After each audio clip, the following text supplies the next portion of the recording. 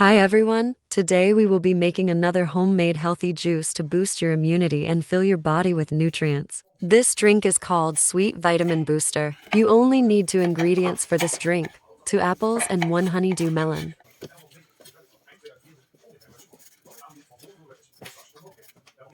If you will be using the whole honeydew melon, you can achieve 4 servings and that's about 800 milliliters. I am only using half for now. All juices are made with no added sugar. They are so refreshing and the health benefits are endless. This is my favorite drink to make, so simple and yet so delicious and healthy.